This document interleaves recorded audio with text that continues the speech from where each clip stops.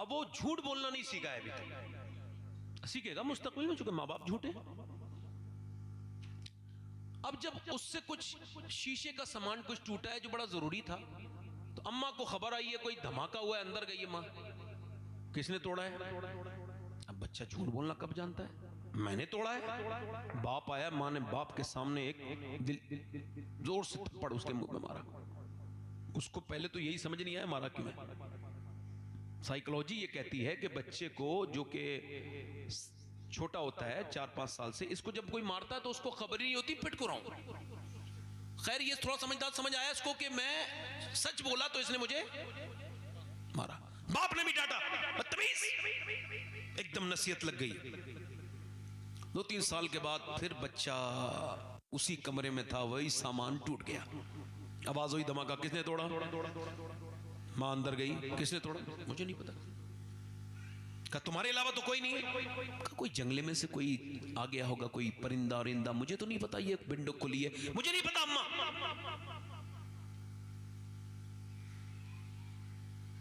अब आप बताओ ये झूठ बोलना कहां से सीखा? बोलो। अगर मां ये कह देती बेटे झूठ बोल, तुम सच बोले हो, ये बड़ा मुबारक है, ये टूट गया, कोई मसला नहीं। किसने सिखाया इसको? किसने सिखाया? अगर मां ये कह देती कि बेटे ये तुमको झूठ नहीं बोलना है और ये सच बात तुमने बोली है, इस पे अप्रिशिएट करती हूं, तुम्हें मैं शाबाशी देती हूं, तो बच्चा खुश हो जाता। मगर सुने आप, गौर करें, तवज्जो करें, बच्चा सच्चा बन जाता। एक बच्चे से माँ ने कहा मेरे बेटे झूठ नहीं बोलना, वो बच्चा सफर करने जा रहा है, उसे डाकुओं ने पकड़ा है, तेरे पास कुछ है? उसने कहा मेरी सदरी के अंदर 40 अशरफियां रखी हुई हैं। अच्छा, वो डकैतों को लेके गए, डकैत उसको अपने सरदार के पास, हुजूर ये दावा कर रहा है इसकी सदरी में 40 अशरफियां हैं, वो भी सोने की। का चेक करो, चेक करा तो अंदर 40 अशरफियां। उसने कहा, उसने डकैत ने, डाकू के सरदार ने, बेटा तुम सच क्यों बोले, झूठ बोल के बचा सकते थे। कहा मेरे लिए ये सोने की अशरफियां जरूरी नहीं है, अपनी मां का कहना मानना जरूरी है। मेरी मां ने मुझसे कहा था मेरे लाल चाहे हालात कुछ भी हो तुझे झूठ नहीं बोलना है। तुम्हारा नाम क्या है? कहा मेरा नाम अब्दुल कादिर जीलानी है। आगे बढ़ के बोला, जरा हाथ आगे बढ़ा, मुझे भी जरा तौबा करा दे। अरे जब अब्दुल कादिर की सच्चाई का ये आलम है तो फिर मदीने के मुस्तफा का आलम क्या होगा? वाह वाह वाह वाह, जिंदाबाद जिंदाबाद, सुभान अल्लाह सैयद साहब, जिंदाबाद जिंदाबाद, बहुत अच्छा। अल्लाह के रसूल का घर है, जरा जोर से तो बोलो सुभान अल्लाह। सुभान अल्लाह सुभान अल्लाह। हुजूर का घर है। हुजूर मेरे आका करीम की बेटी सैयदा खातून जन्नत के घर हुजूर जा रहे हैं। बेटियों के घर जाया करो, बहनों के घर भी जाया करो। क्या बात। अब तो ये शबे बारात आई थी तो लोगों ने स्टेटस लगाए थे, देखा था आपने? पहले तो लोग माफी मांगते थे फोन करके, अब फिर मैसेज करते थे, अब वो भी खत्म हो गया, फैशन आगे बढ़ गया। अब वो कहता है स्टेटस देखो और माफ कर दो। अगर तुम्हारी 100 बार अटके तो मेरा स्टेटस भी देखो, अब मुझे माफ कर दो। कहने नहीं है, ये नया है। अच्छा, कुछ लोग स्टेटस लगाते हैं, बड़ी बीमारी है स्टेटस वाली, मैंने अपनी जिंदगी में कभी नहीं लगाया। स्टेटस का मतलब होता है हालात, और हालात अल्लाह के अलावा किसी को दिखाने नहीं चाहिए, ना बताने चाहिए। क्या ख्याल है आपका? है ना? अब वो स्टेटस लग रहा है भाई। कुछ लोग तो ऐसी इतनी ये समझे बेचैन लोग होते हैं कि ये चेक करते हैं मेरा स्टेटस किस किसने देखा, फलां ने देखा, फलां ने देखा, फलां, यार उसने नहीं देखा। अरे तो उसको डायरेक्ट भेज देना यार फोटो, तुझे दिखाना ही है तो इतना परेशान क्यों है? मगर लोगों की ज़हनियत कौन बदलेगा? देखो कहां से कहां दुनिया आगे नहीं बढ़ी, पीछे चली गई दुनिया। इस देखो खत पढ़ा जा रहा है, मामू ने खत लिखा है शहर से, सब कह रहे हैं, अब खत सुने, आप कैसे हैं, आप कैसे हैं, आप कैसे हैं, आप फलां बच्चा कैसा है। पड़ोसन एक बूढ़ी औरत भी है, वो भी आके बैठ गई है, इसका भाई क्या पता मेरे बारे में कुछ लिखे। पड़ोस वाली बूढ़ी अम्मा कैसी हैं? बूढ़ी अम्मा रोने लगी कि मेरा नाम भी इसके भाई ने ले दिया। क्या मोहब्बतें थी, क्या वो। अब तो माँ बहनों के घर जाया करो, भाइयों के अपनी बेटियों घर जाया करो। अल्लाह के रसूल अपनी बेटी के घर गए। आखिरी बात सुना रहा हूं, ध्यान से सुनना। हुजूर अपनी बेटी के घर आवाज दी, फातिमा के अंदर आ सकता हूं? आवाज आई, अब्बा अकेले हैं तो आ जाए। तो हुजूर ने फरमाया मेरे साथ इमरान आए, उन्हें न लाएं। फातिमा उन्हें क्यों न लाऊं? अब्बा उन्हें न लाएं। फातिमा उन्हें क्यों न लाऊं? अब्बा उन्हें न लाएं। जब हुजूर ने कई बार पूछा तो अंदर से आवाज आई, अब्बा आपकी बेटी के पास उतने कपड़े नहीं है कि वो किसी दूसरे मर्द से पर्दा कर सके।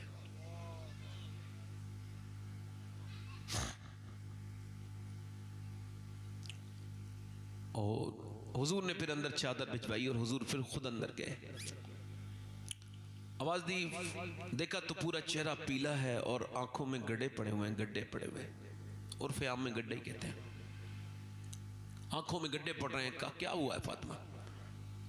कहा अल्लाह का शुक्र है। और मेरी बेटी बताना, आज तो बेटी आके पहले फोन पे बता देती है, अगर उसकी मर्जी का सूट ना मिले ना तो उसी पे झगड़ा हो जाता है। अच्छा, औरतें चाहती हैं कि उनके मर्द उनकी बात माने। क्या ख्याल है मम्मा जी? है? अच्छा ये बताओ, चाहती ये है कि उनके मर्द उनके कहने माने, मगर वो सच के मर्दों को नहीं दिखाएंगी जिसने कपड़े ला के दिए, जिसने सारा काम करके दिया, जिसने बेचारे ने अपना पेट काट के तेरी क्रीम और पाउडर का खर्च उठाया है, उसको वही बगैर धुलावा मुंह दिखा रही है, वही बगैर जो है वो बिस्तरी के कपड़े फटे पुराने। अब जब तू जिसको दिखाएगी वही तो तेरे दिलचस्प है। अब वो जा रही है तो शादी में कपड़े अच्छे पहन के।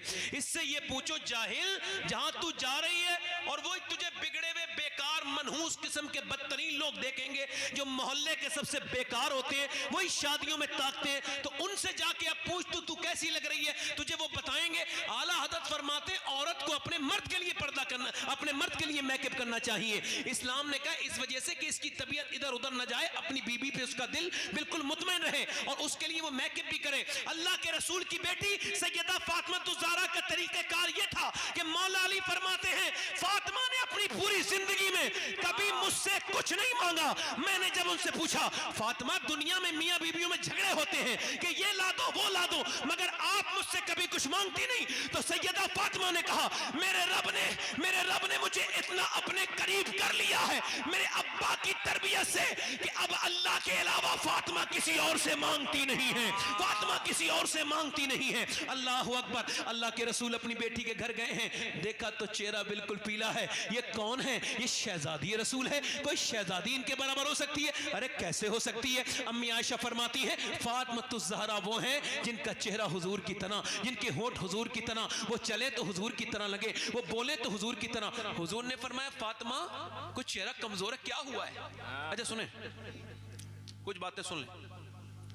हुजूर एक दिन एक और दिन हुजूर अपनी बेटी को बुलाने के लिए गए। कहां गए बोलो?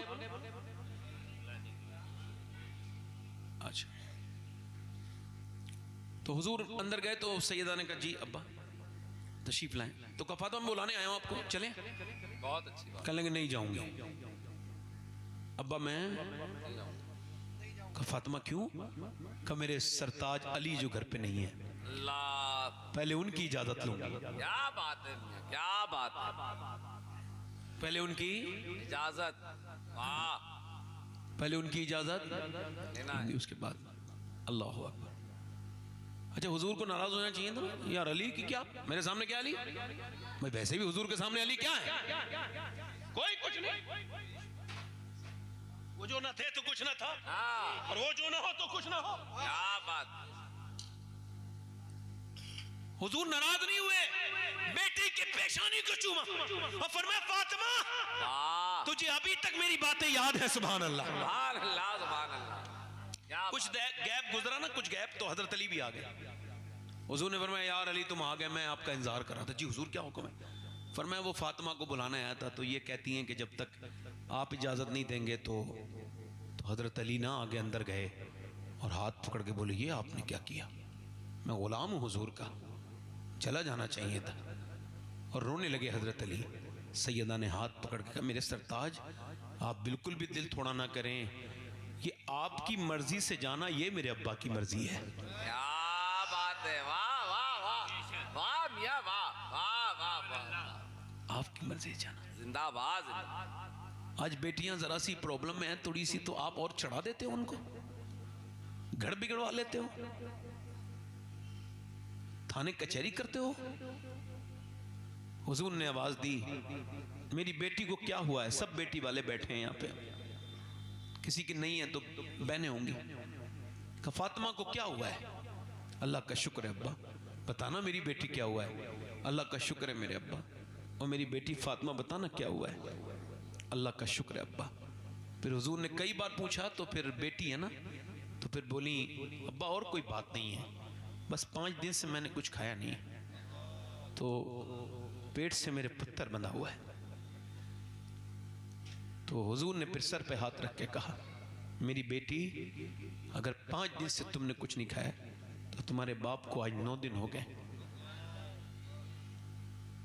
एक बार ट्रेन में मैं बड़ा लंबा चल गया तो मुझे वक्त नहीं मिला कि मैं खाना खाता, और वो वक्त तकरीबन 27 घंटे का गुजरा कि मैंने एक बार खाना नहीं खाया।